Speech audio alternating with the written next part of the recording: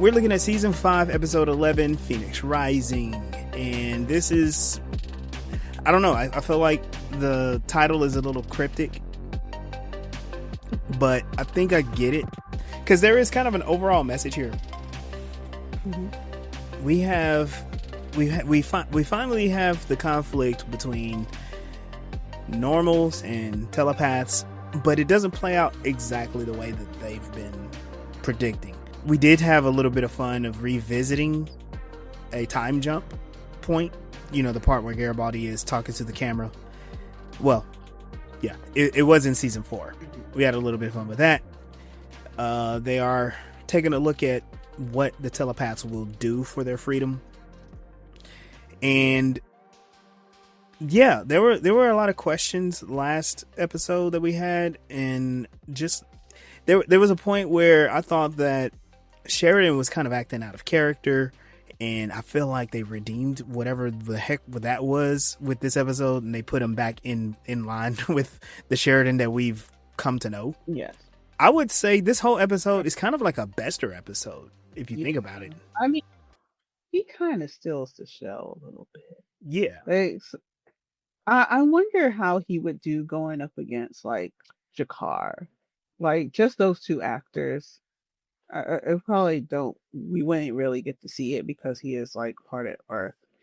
And there's no reason for them to interact. But It would be interesting to have seen those two actors go up against each other. Oh yeah, you probably you probably have them doing kind of like a black box episode where there's nothing, just them two talking and acting. That would be great. But if you think about the character Jakar, he would probably just rip Bester in half. So it's I don't think he would do it right away. Like he has to have a reason to rip somebody in half. Yeah. So that will build up towards that. Whatever story they come up to build up towards that, I think those two actors would just be all you need. Like yeah. So and I guess you could say this is very human centric. In fact, I don't recall seeing a single alien in this episode. And that's cool. That's not a deal breaker for me. I recognize they do have this pattern. Like, if we're going to do human issues, we're not going to put anybody in a costume. And that's okay. It's cool. It was just a little weird when they did it during the war. During the it was the Centauri Narn War. The human-centric episodes where they didn't have a single Narn or Centauri. And it was just like, well, what are we doing? Like, what's going on? We need a break from the Narn and Centauri. And obviously, that's like, it may partially be because of budget reasons. Yeah, I was going to say that. Like, they want... But it takes a lot of time and effort to put on those costumes and everything. I was thinking about that watching Star Trek Discovery, and they had the whole species of aliens that were kind of transparent, but they wore helmets and bodysuits the entire time. And the brink. Twice you got to take off the helmet and you got to see their real bodies. Yeah, that was... I didn't like that so much, but I get it. Yeah. I wanted to make an alien that doesn't look like a normal alien, but at the same time, we can't do that. Yeah, can't do that for very long on screen and every episode. Right. CGI budget cuts into your whole show budget. Yeah, but right. They absolutely saved a lot of money on makeup in this episode. But you know what? All of that makeup, all that alien makeup money went towards hairspray. So, you know, kind of balances out. There is a lot of floppy hair in this episode. In the 90s that cost a lot less than like the latex prosthetics. Yeah, right. So yeah, let's jump into it. So this episode, it literally picks up right where the last episode left off. We have the Psy-Corps Bloodhound units arriving on Babylon 5. Bester is in the lead. They meet with Captain Lochley, and she's sitting there overseeing everything as Bester has his, I don't even know what you call this. It's not a pep talk. It's like a cult rally speech. A villain monologue. Yeah. Villain monologue. He's all like, hey, we have jurisdiction. there's a colony of rogue telepaths here that was foolishly allowed. So he's over there taking shots to Sheridan all, before the whole episode even starts. And so because they're humans, they're under human jurisdiction. He talks about how every species that has telepaths has developed a different way to control them. And Psychor is a great alternative because instead of like controlling people with drugs and killing them, Psychor is going to come and, I don't know, put people in prison, in jail. Well, Just put them in Psychor. put them in Psychor. Yeah. Yeah. Right. Talks about how they had stolen the secrets of the ambassadors. We need to round these telepaths up. They've been divided into two groups. We got Byron's peaceful group. They're doing a hunger strike. And so Bester's like, you know what? They're kind of cool because they're hunkering down. So we actually don't really need to go after them. In fact, by the time we get to them, they'll be so weak and hungry. It'll be easy. It's the other group that we got to worry about. The other group are some radicals. They got guns. They've been blasting people. They don't fear killing people. They stole a bunch of weapons from the armory. So yeah, they're big trouble. Yeah, that's the same thing Garibaldi said about them. And Captain Lochley is like, you really like this, don't you? She immediately clocks like it's not just that he likes doing the job. He likes lording his power over people. And Bester's like, what do you mean? I'm good at what I do. We're really good at our jobs. I love my job. It's like, your job is to hunt people down. That's what you do. You're a hunter, Yeah. Little creepy hunter. So while they're having that discussion, they're standing by, while Lochley and Bester are having that discussion, they're standing by a lift. And Bester just talks about how they want to be able to take everybody with no bloodshed, no casualties. But in the background, what we see happen is the violent telepaths, they get the drop on two of the Bloodhound units and kill them. And in the lift that Lochley and Bester are about to get on, the door opens and they have pinned up one of the dead telepaths. And now we're starting to show off on the wrong foot. Because as much as they are like, oh, we want to take people in with no casualties, they already are suffering casualties. And written in blood on the wall is the word Free Byron. So these people, I guess, this is what kind of bothers me. Because we got these two factions of the telepath group. And they all have this, I guess, this reverence for Byron, but they won't like actually listen to him. You know what I mean? That reminds me of something else. Oh, do tell. Actually, I know what you mean. But I guess to kind of spell it out, Byron has become like this figure. He, the last couple episodes, I'm like, oh, he sounds like Magneto. He sounds like Magneto. Really, he has become kind of like this messianic character. And it is the hero character that they care about, but not the actual person that they care about. And so they're like, oh, Byron, you're just a little naive. We're going to kill for you and you'll see what's better. And Byron's like, no, we need peaceful coexistence, bro. And it's like, it's not working. People are dying. Yeah, which is like a lot of the interpretation of like Jesus Christ. Yeah. Yeah. Or a lot of people interpret him like he did speak on peace and socialism and all this stuff, and people are literally like getting mad at their pastors for saying we should feed the poor. I'm like, but that's exactly what Jesus said. Like literally taught that. And so did Paul. And anyway,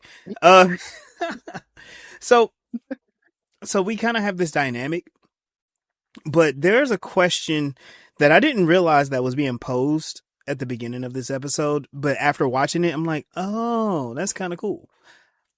Why is it a Bester episode? We have these two opposing figures. We got Bester and we got Byron. And we soon learn quickly why it's a Bester episode. We'll get there in just a second. Probably a couple acts. Yeah, in 2 more acts. So we start off, we got Sheridan. He's talking to Lochley and he's really frustrated. They've been trying to talk to Byron. And figure out what to do about the whole fiasco with the telepaths. Byron is pleading with Sheridan, and he's like, "Look, if you get rid of if you get rid of the Psi Corps, we'll be okay. We just want to be peaceful." And Sheridan's like, "Nope, you kind of forced this on us when y'all started killing folks." And then Bester, he interrupts and he accused Byron of not keeping his promises. So we already have like a little hint of, oh, there's a past here. And Byron is like, nope, cuts communication, turns it off completely. And Sheridan is like, what do you, like, Bester, you in the way. Why are you here? And Bester reassures him, it's like, look, you don't need to talk to these people. You don't need to do anything. Let me do it. I got this. My people will have this handled in no time. And I thought it was funny too, going back to the intro. I thought it was funny because he was telling the Bloodhounds, he's like, I want this taken care of by the end of the day. And the first thing that happens is two of his people die. Yeah. Lita picks up on what Bester says and she's like, Byron, what is he talking about? You don't keep your promises. And he's like, don't worry about that right now. We ain't got to talk about that. We don't have to talk about it. And back in the office, Sheridan, he's talking. I thought this was too funny. Sheridan's talking to Lochley, and he goes, "Have you spoken to Garibaldi?" And she's like, "No, he works for you. I thought you would have heard from him." And this is where we get that great line where Sheridan is like, "Oh, I haven't heard a peep. In fact, it's kind of bothering me. What's worse than Garibaldi making a lot of noise? Garibaldi going dead silent." And it's like, because it's like, we know what it's like when Garibaldi is doing his job. But when nobody knows what he's doing, some shit's going down. Or he's probably got stabbed in the brown sector or something, or right down below. Right. He's uncovered something really important and can't do anything about it. Yeah, he's got himself into trouble, or he's getting somebody else into trouble. Yep. Because one time we didn't hear from him, and Sheridan got kidnapped. Exactly. So speaking of trouble, Garibaldi is in Bester's quarters. Bester enters the door, and right on the other side is Garibaldi. He has a gun on him. He has a PPG on him. And he is immediately demanding that Bester records a confession of what he did. And Bester's not doing anything. He's just like, has his hands up. He's looking at Garibaldi as like, oh, you want me to confess how I manipulated you? I controlled you, had you rat out everybody, and I put you back in your job after ruining your life? He goes, yeah, just, do that one more time, but record it. And Bester goes, no. and Garibaldi is, he's highly agitated. He's pissed off right now. He's like, look, Bester, I know you think I won't do it, but I'll do it. I'll shoot you in your face. And Bester's like, go ahead. But I like the acting here because he has this look on his face like he's unsure of what will happen. But then we see Garibaldi struggle. Yeah. He's pointing the gun and he is really just trying hard to pull that trigger and he can't. And Bester just walks past him and sits down and he goes, yeah, that's what I thought. How stupid do you think that I am? It was like he was playing with him like he's a kid. Like, oh, you're going to shoot with your little Nerf guns? Like, yeah. Yep. I guess he was kind of worried, like, oh, this is happening. But of course, because it's Garibaldi. Is he gonna be able to get through it? Like, he hasn't been able to break through any of my psychic blocks yet.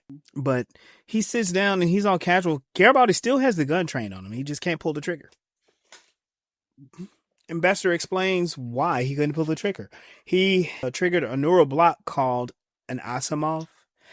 And this made me super happy as a sci-fi nerd because, like, almost all of sci-fi television likes to connect and mention Isaac Asimov. In fact, I'll say this.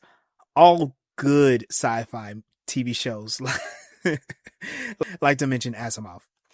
So that ain't... Like, I know who Asimov is. Yeah. I thought about it was like, what, a week or two ago that I decided to torture myself with Foundation, Uh, not the show, oh, the book. the book.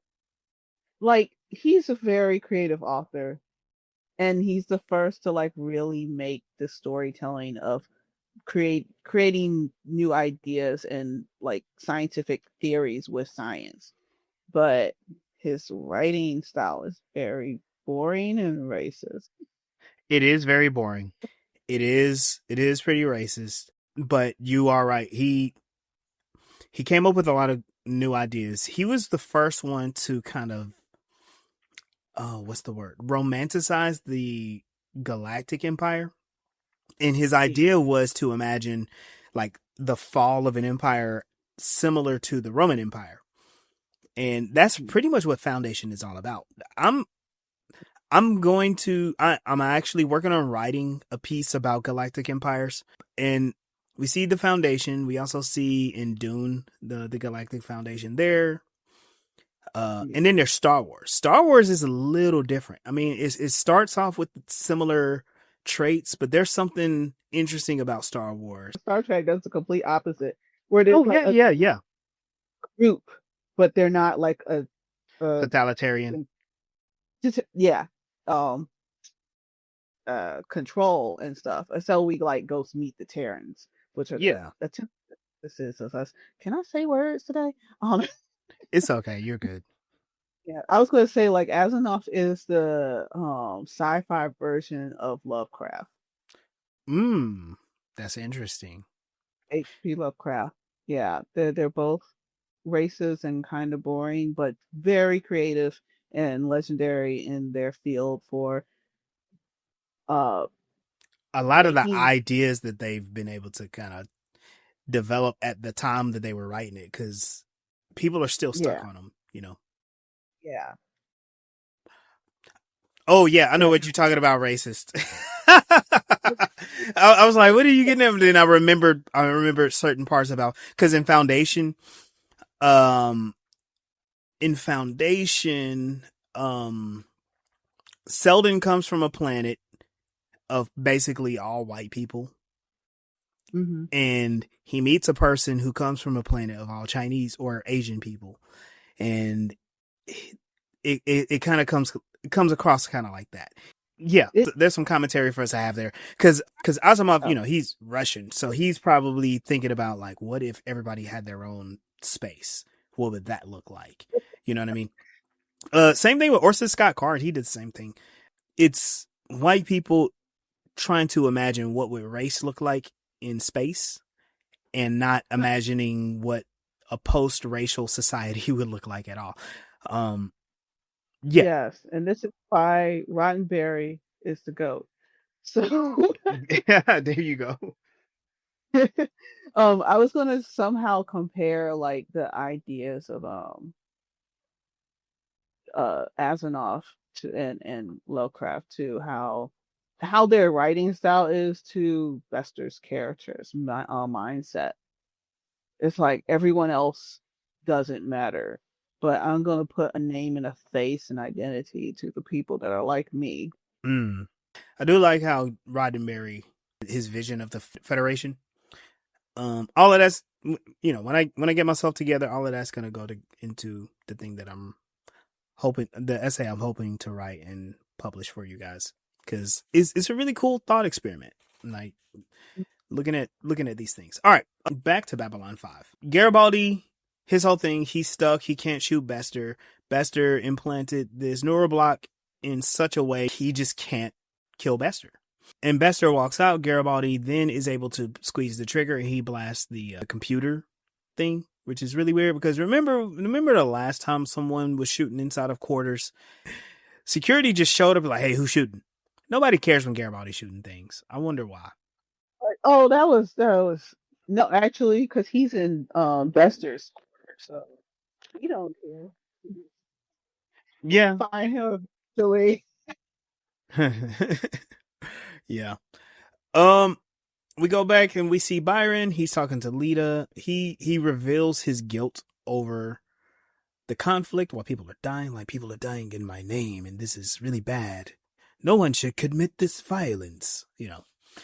And Lita's like, nah, son, I know you like to do that Martin Luther King thing, but you need to tell me what your relationship with Bester is before we take another step further. And Byron is like, all right, so I need you to know something about me. I am a P12. And Lita's like, a P12? Well, in Psychor, only Psychops are P12. So she just looks at him and she's like, oh, no, not you. He goes, yeah, I was a Psychop. Not only was I a Psychop, I was one of the best Psychops out there. And I was Bester's protege. So it's kind of like an Anakin Obi-Wan situation. Yeah. Yeah. Protege. He's his protege getting trained. I can't get over the fact that they're like that into each other and didn't know what level psychic they were, especially and like she should be able to tell, shouldn't she? Like she could tell when anyone else was, but I guess she was too infatuated or whatever. The rose-covered glasses blocked her brainwaves a little bit. They tend to do that. That's a good question. Because we don't know the full extent of these telepaths' powers. Like they can probe and read other people's minds, but we don't know much about people blocking probes or hiding secrets. We know a little bit because remember when Talia was being scanned by Lita and she's like, "Oh my god, she's blocking me," and it turned out, oh no, it was Ivanova. Ivanova was being probed by Talia, and she was able to push back and block her for a little bit. She's like, "Oh my god, like how are you blocking me? You don't have powers." And it's like, "Oh wait, you do have powers." So there's something there, and then with him, with Byron being a P12, there has to be some sort of precautions he takes to make sure that people don't access that part of his memory. But now he's just like, I'm gonna just let you all know it was a traumatic experience with this mission. They were following some civilians who were hiding telepaths. They ended up surrendering the rogue telepaths, but then Bester gave the order to destroy the ship. And Byron was like, no, I can't do that. And Bester's like, no, you listen, it's going to send a message. We need to make sure that these people know who they fucking with. and so they ended up destroying the transport, killing innocent people. And Byron felt extremely disillusioned and he left the Psychor. We don't hear too much about how and why, but I think what Bester was saying is like, you don't keep your promises. The promise is always the core is mother, the core is father. And you're not supposed to leave. You're supposed to stay in there until you die. And Byron was like, nah, I'm going to get out of here. I'm not feeling this anymore. This doesn't work for me. Yeah. So meanwhile, the other telepaths, they're running amok on the station. These are the ones under Thomas. Now, Thomas is another telepath. He's not as tall as Byron, but he has long black hair. And I think this is kind of cool. We got the battle of the long manes going on here. I wonder, does it, like, when you have longer hair, does that mean you have, like, more telepathic power or something? Actually, there are some spiritual practices, like in the American indigenous culture, where hair holds energy. Actually, in African culture, in Caribbean culture, when you have locks, those are antennas to the universe and connect you to everything. Mm-hmm. So yeah. Also, going back to the biblical reference, Samson got his. Oh yeah, that's a good point. That's good. Yeah, there's a lot of in Japanese and Chinese culture, long hair was seen to be masculine, a symbol of strength. Especially, I think in Chinese culture, it was most definitely a symbol of strength. Certain types of warriors would never cut their hair after they started their training or gotten to a certain point or something like that, and they just had this super long hair that they tied up in the little hats. Yeah.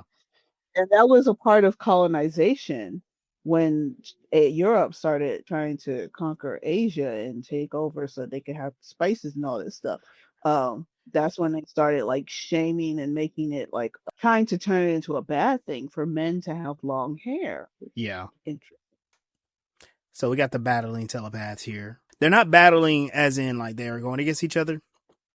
Their battle is their approach towards freedom and resistance. Byron insists on nonviolence and using these nonviolent tactics like hunger strikes, hiding, and things like that. And Thomas is like, "No, we got to kill these fools. Like they really trying to hurt us." Yeah. Well, one of his non-violent tactics was also to steal all their secrets.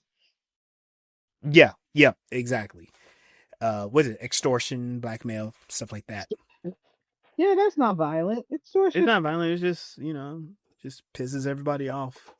So Thomas is in one of the corridors and they're having a firefight. And I was laughing at this part. So the telepaths are in a deadly firefight with security. And Thomas and his number one, the black guy, they're having a casual conversation. I mean, it's not casual, but they're having a conversation about like, oh man, we're losing too many people. What do you think? Oh man, I think we need to back off. We need to fall back and we'll regroup at a med lab. And so in the background, they're shooting and people are flying everywhere. But the two telepaths, they're in the front, in the foreground, just talking with the bullets passing them and stuff. And I don't know. I just thought it was shot funny. So You know what? A lot of the battle scene show like really needed some help. yeah, I think that was things that like made Stargate stand out. Because the military aspects actually had advisors who were real military officers to make things look more like they're actually fighting, like yeah, military officers.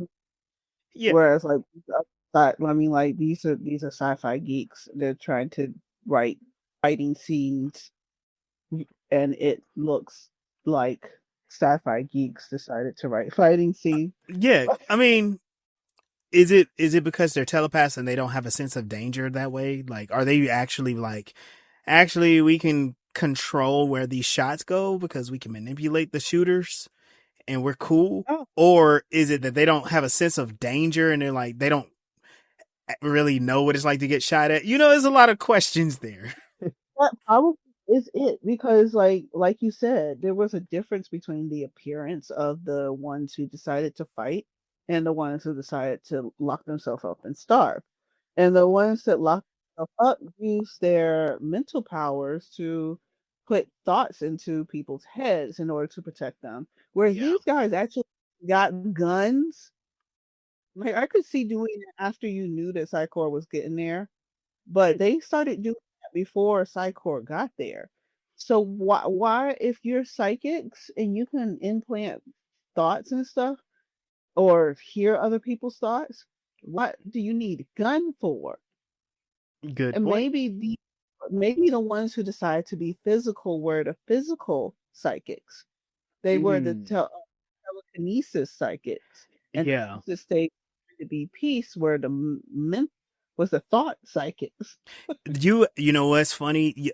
Because they show in the next scene exactly what you're talking about. So they back off to med lab and they leave what's his name, Peter, in the corridor to guard med lab.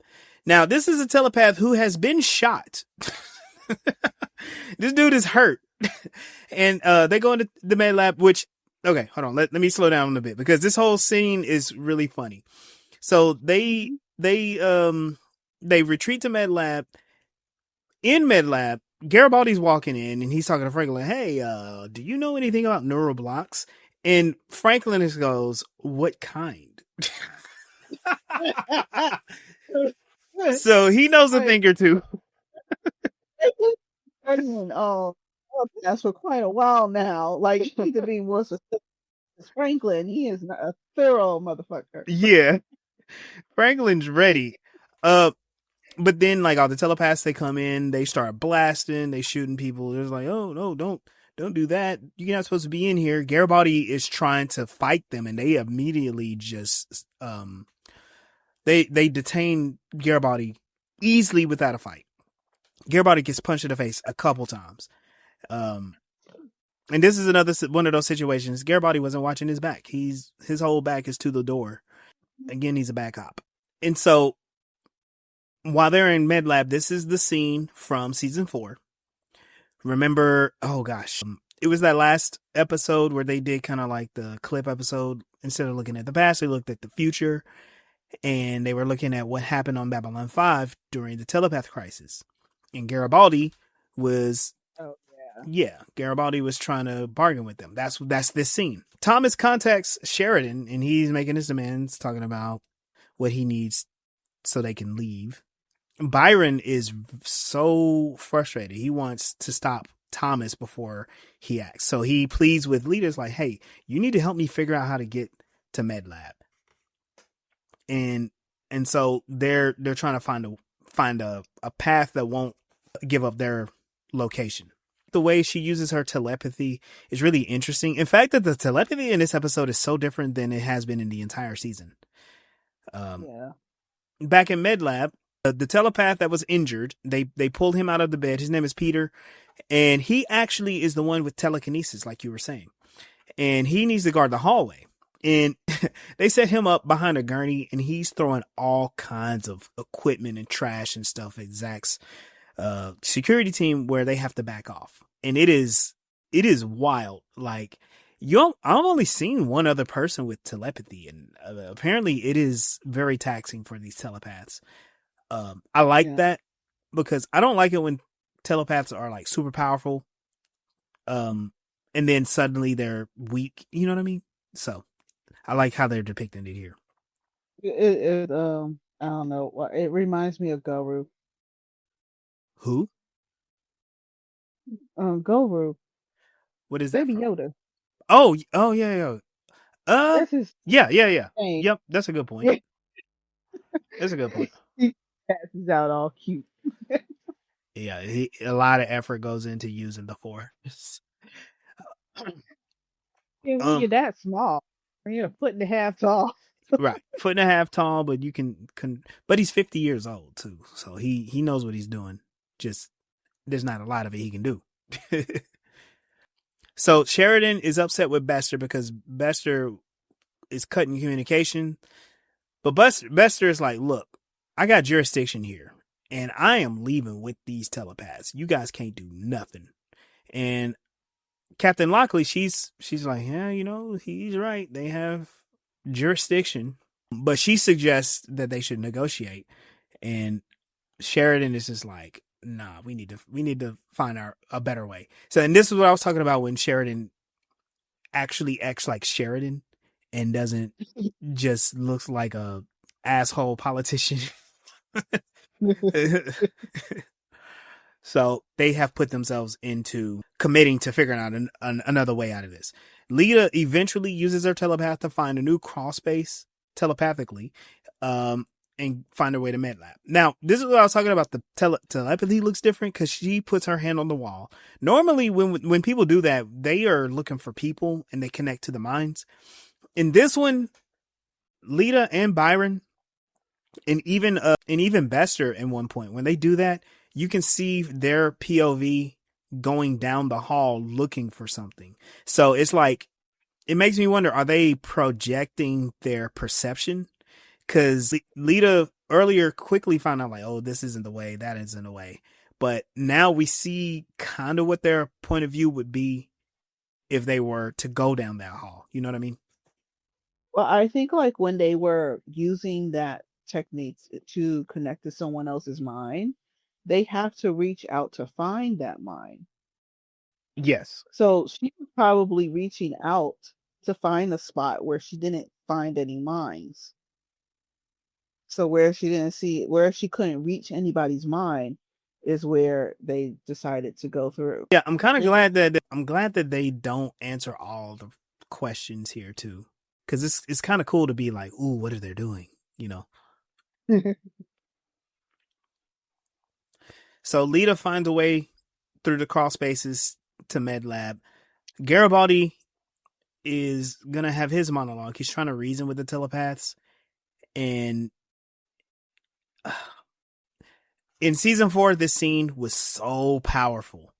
And I bet it was originally written to be extremely meaningful, but for some reason in this episode, it falls so flat. I thought that was I thought it was interesting because in season 4 when they showed it, it holds so much weight because we were lacking so much content. It's Yeah, like it's supposed to be like we can't believe from our perspective that Sheraton would act that way. right. And now that you see Sheraton, why Sheraton is acting that way, it's kind of like, yeah, okay, he gonna. Yeah. It's not like, oh gosh, Sheridan's acting weird. Like he was acting weird the episode before, but now it's kind of like, oh, that's why he was doing it. Yeah, we knew he wasn't really going to become a totalitarian or evil and stuff. Yeah, okay. Yeah. Uh, Yeah. It just it just took all of the air out of how important that scene was. Because Garibaldi is being Garibaldi. He's trying to reason with these telepaths. He's like, look, you guys gotta, you're standing up for a cause. Okay, but this isn't the way. Terrorism's not the way. You gotta bargain with me. You gotta talk with me. So, it would have. I'm sorry. Go ahead. I just thought it was funny because Garibaldi is like, now I can get you out of here and everything will be okay. What do you say? And the dude like charges up the PPG, goes, I kind of figured that's what you were gonna say. And it's like, Garibaldi, do you think people listen to you? Do you really think people listen to you? I don't think people listen to him. I think he thinks people should listen to him. It's Yeah. clear that people don't, but he keeps trying. And like this scene would have been more meaningful if they built up to the negotiation between Sheridan, Michael, and the telepaths. Yeah. True. That way, it kind of like gave that whole deep breath before you exhale to the scene Yeah. where you've seen already. But it kind of just did its half-ass 90s battle cool down from a battle type thing. And it's just like, oh yeah, that's that scene. Yeah. Yeah. In fact, if look, if I'm thinking about it right now, probably what deflated this scene was the scene Garibaldi had with Bester. If that scene didn't happen first, this scene would have been a little bit more impactful.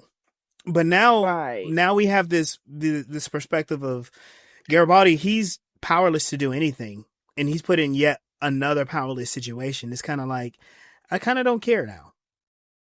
It would have made more sense to it because like that was also kind of jarring. Like you got the Psychor raiding Babylon 5 and the the telepaths doing their two different techniques of trying to get attention. And he's running around like, can you take this block off of my head? Right. Like, Yeah. like to be security. Yeah. I mean, you're a different type of security, but like, there's two different groups running around with guns. There's people making themselves hostage, and you worried about killing this one dude. Right. And how you gonna do that? Like, no, That's how a good protective point. That's a good point. It's a hostage situation. It's like a whole nother story that didn't need to be there. Like, if you had a story like the one where if you did this on another time where they were doing some random diplomatic cultural thing, like when the Day of the Dead thing or something, and he was worried about that while that was happening, it would have flowed a little better. But in the middle of a battle, you trying to take care of personal business. Right. Yeah.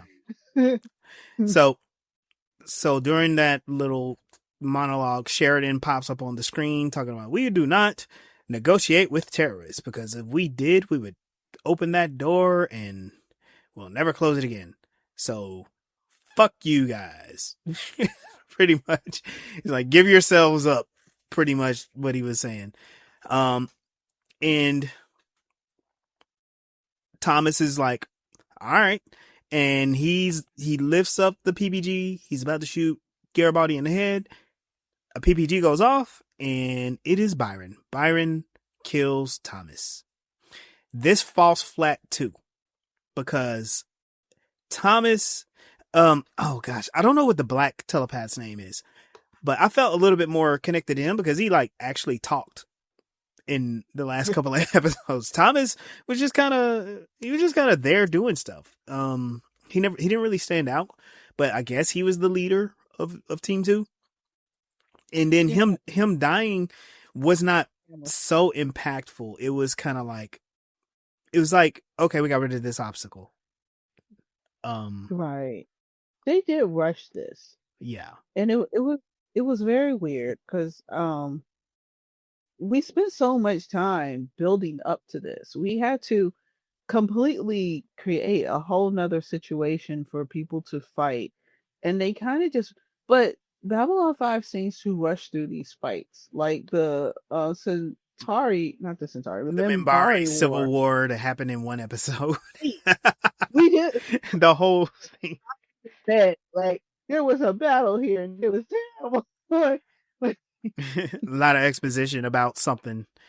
Yeah, important. and I can imagine that maybe some of the people who originally watched the show or was into it were probably more into the drama aspects than the actual battles. They weren't looking for a show to have battle.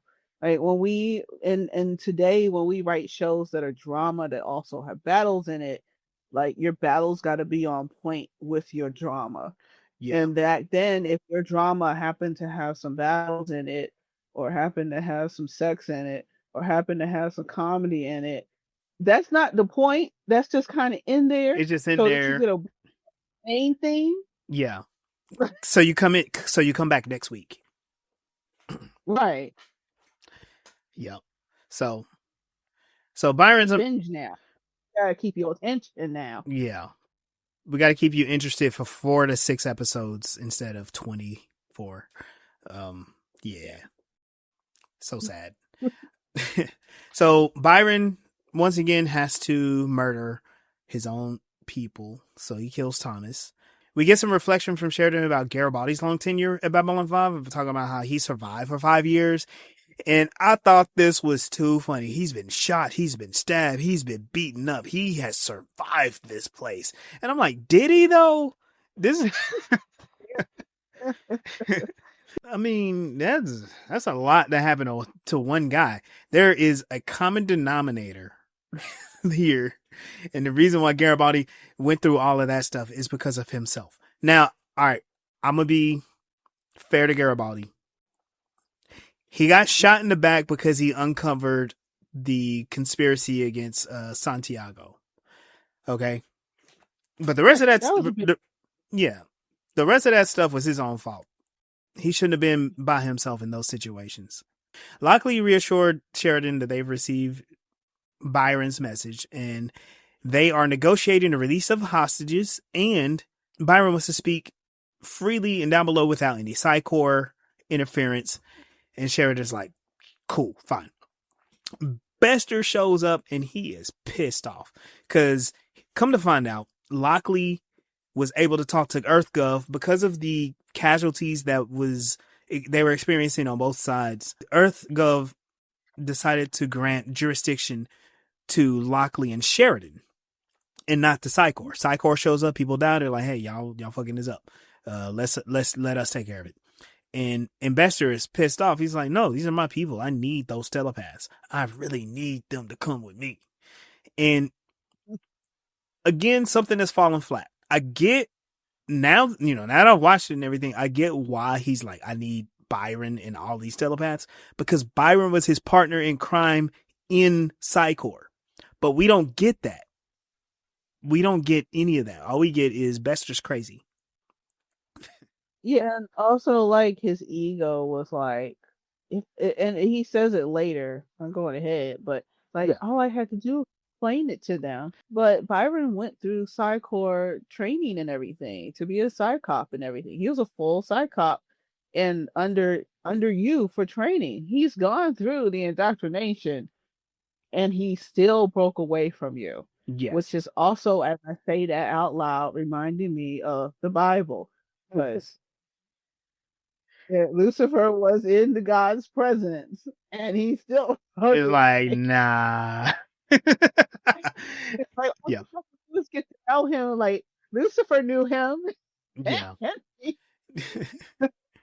So they negotiate an exchange. Zach and security, they deliver confessions of those who were responsible for the violence. Because Byron basically after he killed Thomas, he was like, y'all got to turn yourselves in for these murders. And they're like, okay.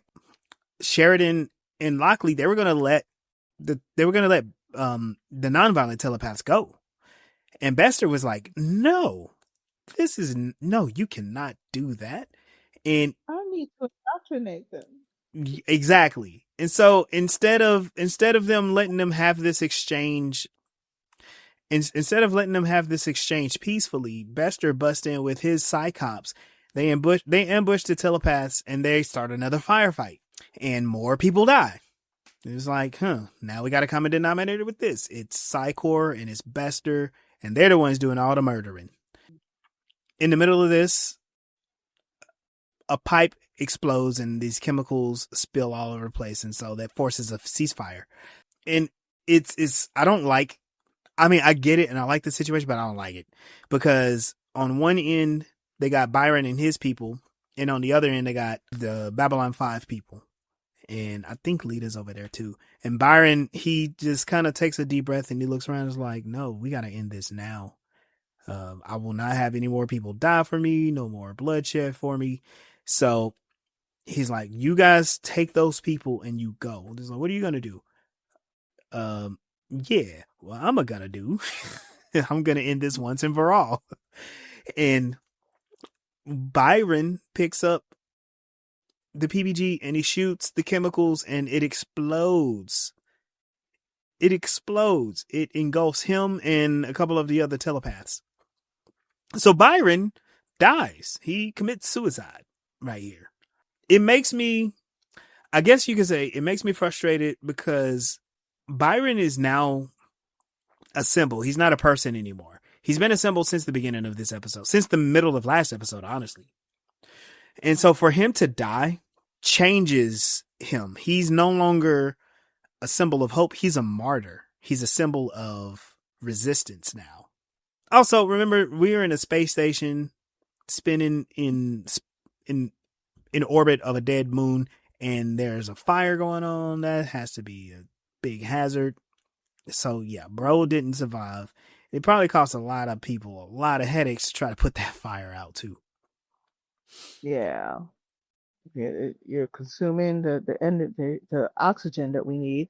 Right. Plus, it goes back to this whole Messiah um Complex. uh, persona or point of view. Yeah. And now that he's dead, it's to pass on. It's like, oh well, he died for us. Ooh, yeah. And that's why I was saying earlier, like this, the episode title is kind of cryptic, you know, because But like, yeah, the rebirth. yeah, the rebirth. Right. Yeah. Yeah. And also him being engulfed in fire. Like, I didn't even think about the name of the title when I watched it, and when you said it when we started, I'm like, oh, that's why he had to burn. Yeah. But then the idea still lives, literally, like his mind, his thoughts kind of kept going. Some of his thoughts. Yeah. So we switch. We see that Sheridan, he confronts Bester. He is pissed off. And Bester, yeah, he's in a daze. He's confused. He's like, all I had to do is talk to him. They would have understood that we're on the same team. And Sheridan goes like, but we're the real enemies, the mundanes. And Bester is just kind of like shook. Cause yeah, he's that whole like, why wouldn't they listen to me? Why wouldn't they listen to me? I'm the best. I know what I'm doing.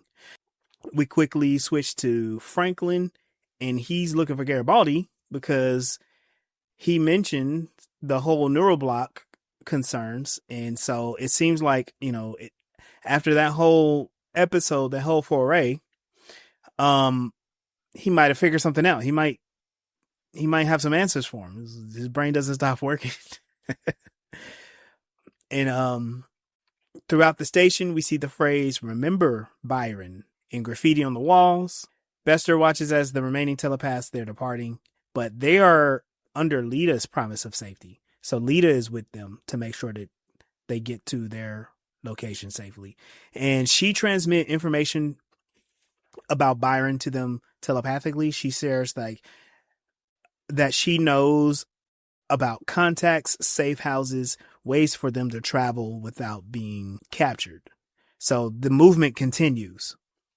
And Bester leaves. He is pissed off. He's frustrated. He's an utter failure.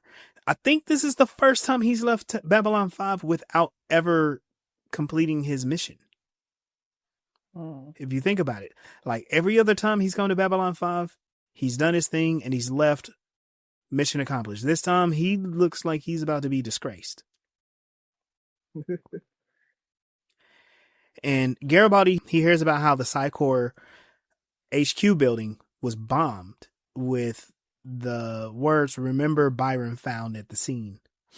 So Byron's legend has spread even more.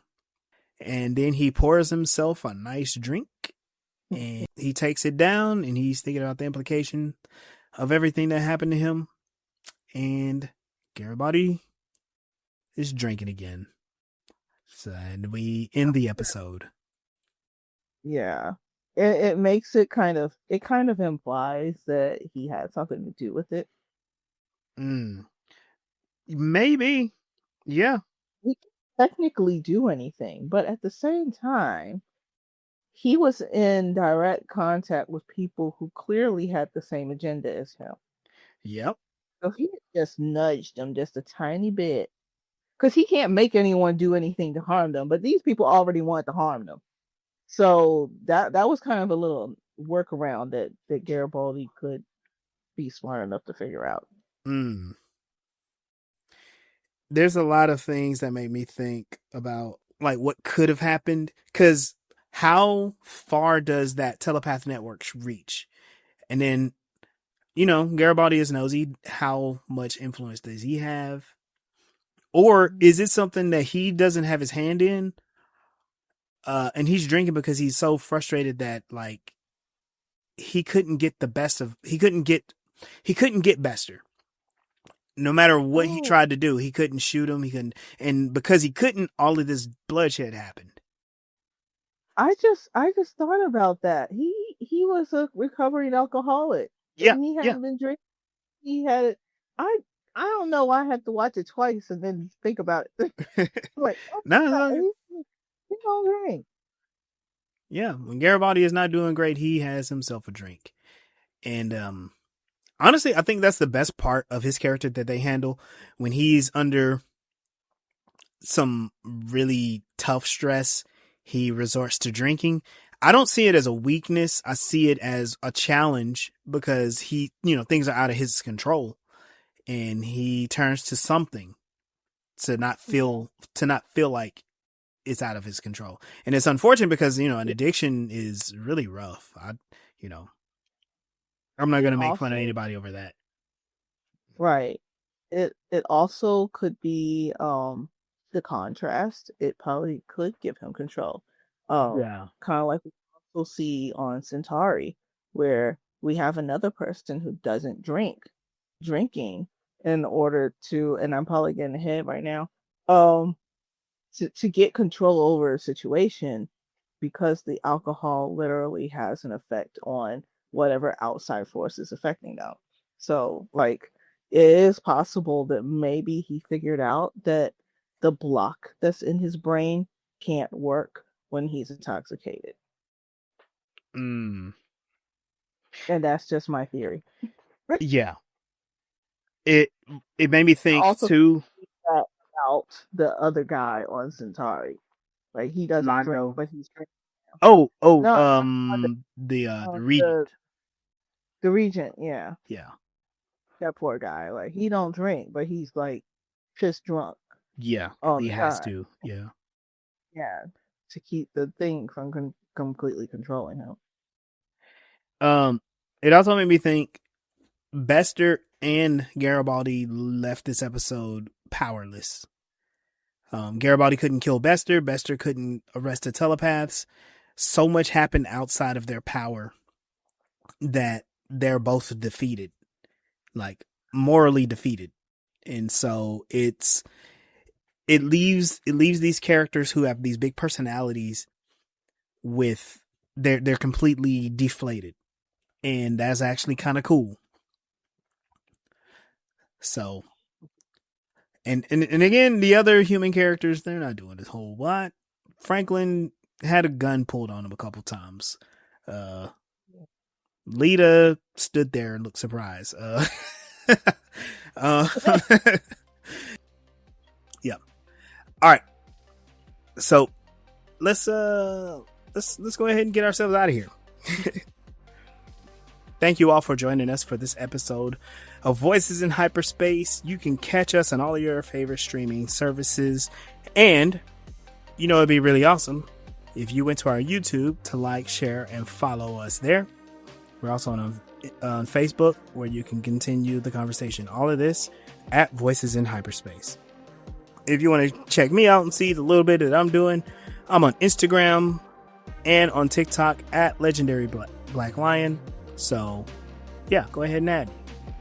I'm Mel Asylum. You can find me at melsrebellion.com. You can find me on YouTube at Mel's Rebellion and my TikTok at Mel Asylum Books. And you can find my book on melsrebellion.com. Tell me what you think. This is Sunday, and you can find me at a poker table. And until next time, we'll see you out there. Peace.